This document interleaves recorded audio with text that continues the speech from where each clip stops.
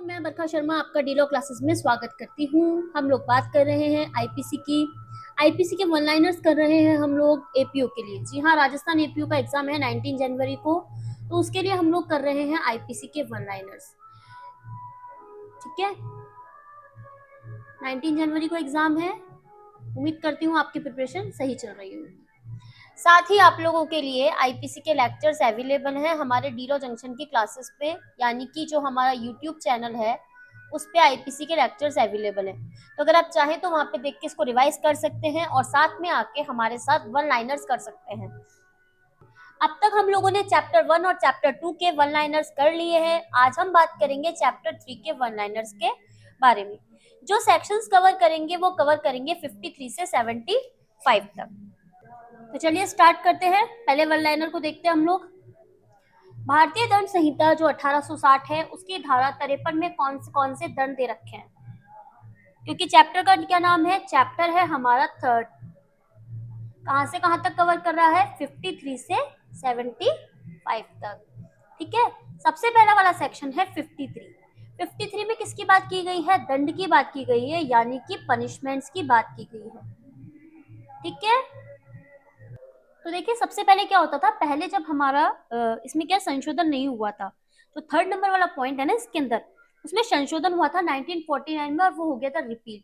जब रिपील नहीं हुआ था उससे पहले माने जाता था कि 6 तरीके के पनिशमेंट होते हैं, यानी कि 6 तरीके के दंड होते हैं, और अब माना जाता है 5 तरीके के पनिशमेंट्स होते हैं।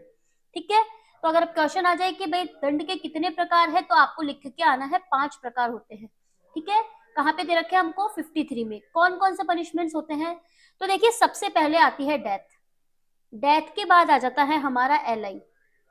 एलआई के बाद आ जाता है हमारा कारावास, यानी कि इम्प्रिजमेंट।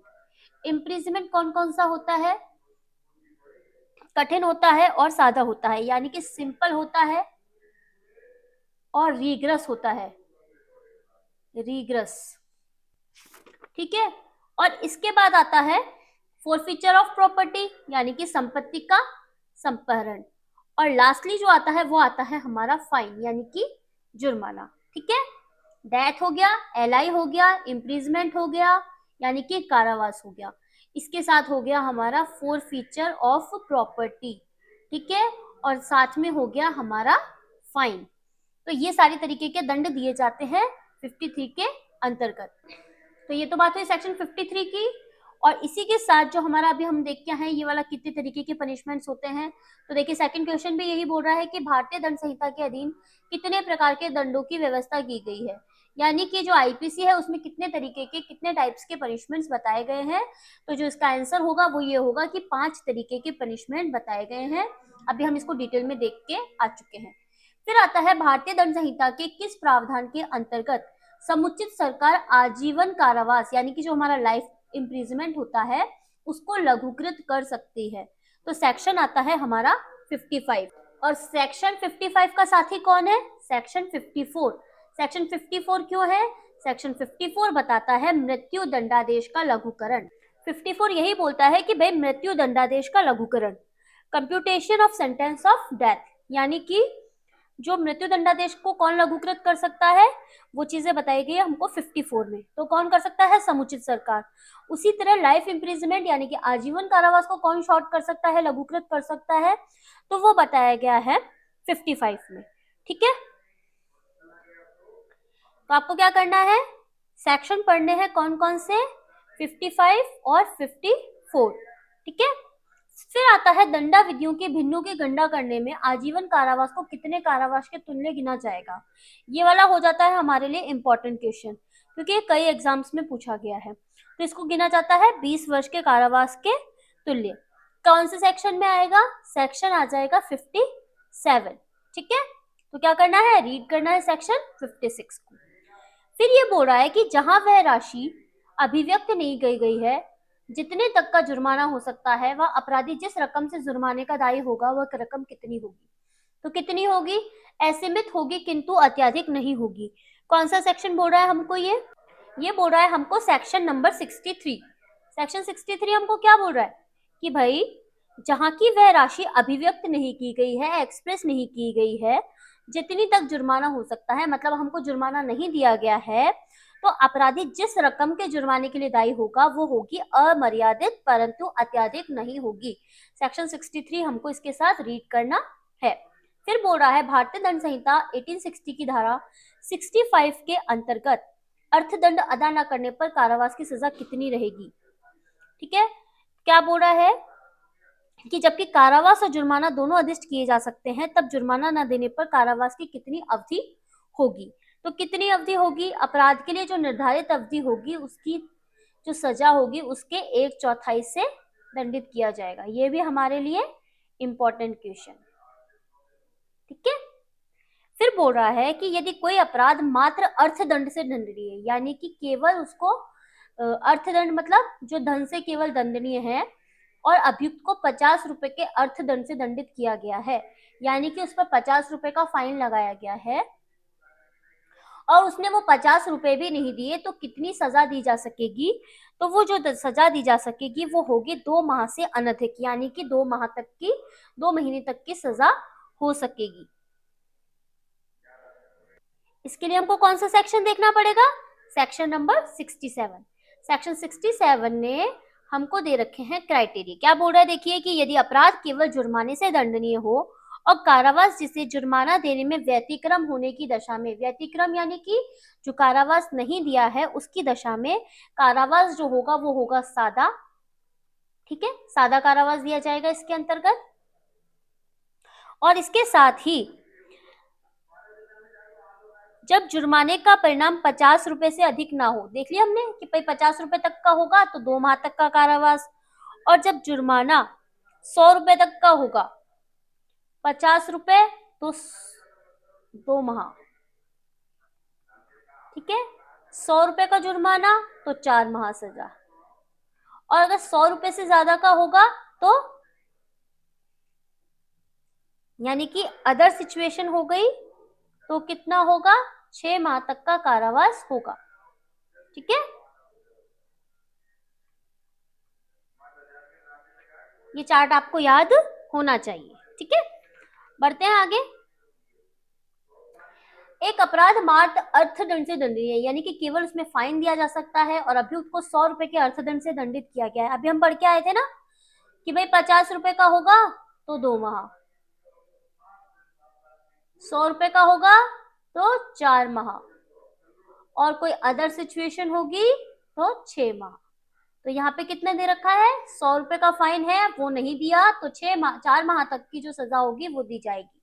ठीक है, अब ये बोल रहा है कि भारतीय दंड संहिता की कौन सी धारा जुर्माना नहीं देने पर कारावास जबकि केवल अपराध जुर्माने से दंडनीय हो के बारे में प्रावधान करता है। डायरेक्ट सेक्शन पूछ लिया, तो डायरेक्ट सेक्शन पूछा तो हमने कौन सा लगा दिया, यहाँ पे हमने लगाया 64, और 64 हमारे लिए हो जाता है इंपॉर्टेंट सेक्शन। अब देखिए, ऐसे अपराध के लिए जो केवल अर्थदंड से दंडनीय हो, अर्थदंड देने में व्यतिक्रम होने की दशा में जो कारावास होगा वो कैसा होगा, सादा होगा। मतलब केवल जुर्माने से दंडनीय अपराध किया है और उसको जुर्माने को नहीं दिया है, तो जुर्माना जो होगा वो सादा होगा, यानी कि सिंपल इम्प्रिजनमेंट होगा। एक सफल अभियोजन का परिणाम क्या होता है, दोष सिद्धि। एक सफल अभियोजन का परिणाम क्या होता है, दोष सिद्धि। फिर देखिए, भारतीय दंड संहिता के अंतर्गत कौन सी धारा एकांत परिरोध का प्रावधान करती है। इंपॉर्टेंट हो जाता है कि एकांत परिरोध कहाँ पे दिया गया है हमको, तो एकांत परिरोध हमको दिया गया है 73 के अंतर्गत। अब ये देखिए कि भाई जो कुल मिलाकर एकांत परिरोध की अवधि कितनी होती है, 3 महीने की। ठीक है, क्या होता है कि जब कोई व्यक्ति ऐसा होता है कि ऐसे अपराध के लिए दोषी ठहराया जाता है जिसके लिए न्यायालय को उसको कठिन कारावास देने की शक्ति है, तो न्यायालय क्या कर सकेगा, दंडादेश दे सकेगा। कैसे दंडादेश दे सकेगा कि उसको कुछ भाग के लिए, कुछ टाइम के लिए क्या करना होगा, अकेले कारावास में, एकांत का मतलब अकेले, परिरोध यानी कि जेल में बंद रहना पड़ेगा। ठीक है, परिरोध मतलब जैसे कि होता है ना चारों तरफ के, पर्यावरण का मतलब क्या होता है, हमारे चारों तरफ का आवरण यानी पर्यावरण, तो परिरोध मतलब चारों तरफ से बंद, एकांत मतलब अकेले, यानी कि उसको अकेले बंद रहना पड़ेगा। तो अगर उसने, यदि कारावास की अवधि 6 माह तक की होगी, यानी कि 6 मंथ का कारावास है, तो उसको 1 माह तक क्या कर सकते हैं, 1 मंथ तक एकांत परिरोध रख सकते हैं। और अगर 6 मंथ से प्लस हो, 6 मंथ से प्लस और 1 ईयर तक ऐसा होगा तो उसको रख सकते हैं 2 माह तक, यानी कि 2 मंथ तक। ठीक है। और अगर 1 ईयर से ज्यादा हो तो उसको अधिकतम कितने समय तक रख सकते हैं? 3 मंथ तक, यानी कि 3 महीने तक। आई बात समझ में? इसीलिए बोला जा रहा है कि एकांत परिरोध की अधिकतम सीमा कितनी होती है? 3 महीने। ठीक है, आई बात समझ में? अब देखिए, ये बोल रहा है कि भारतीय दंड संहिता की कौन सी धारा दंड विधि का प्रायश्चित सिद्धांत बताती है, यानी कि जिसमें प्रायश्चित का सिद्धांत दिया गया है, तो वो है हमारी 73 और 74।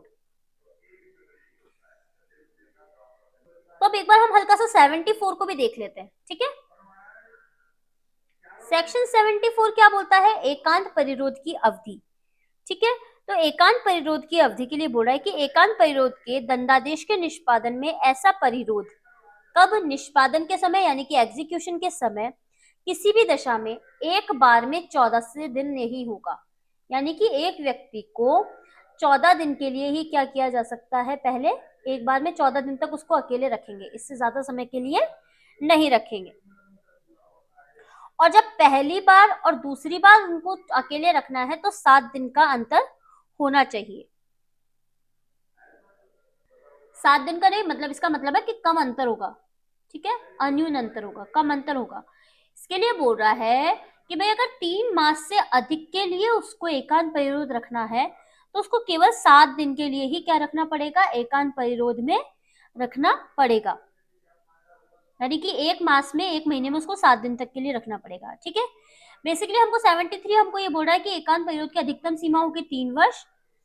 ये वाली चीज हमको बोली गई है। ठीक है ना, एकांत परिरोध को कहाँ पे बताया गया? 73 के अंतर्गत। तो ये तो था हमारा चैप्टर 3 का वन लाइनर्स। उम्मीद करती हूँ आपको ये सीरीज अच्छी लगी होगी। आपको ये सीरीज अच्छी लगी है तो आपको इसको लाइक करना है, शेयर करना है, सब्सक्राइब करना है।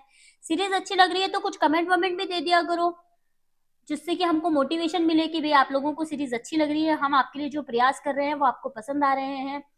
केवल व्यूज देखने से ही नहीं होगा कि भाई हम अपना देख के आगे बढ़ जाएं, आपको इसको शेयर भी करना चाहिए। ठीक है, जिससे कि उन लोगों को भी मौका मिल जाए कि भाई जिनके पास अभी तक कोई भी मेटल वगैरह अवेलेबल नहीं है, जिन्होंने अभी तक ढंग से पढ़ना शुरू नहीं किया, तो वो एक तरीके से अपना रिवीजन देके अपना एग्जाम देने तो जा ही सकते हैं। तो आपको इसको क्या करना है? शेयर करना है और सब्सक्राइब जरूर करना है। ठीक है ना, मिलते हैं नए लेक्चर के साथ। Thank you so much.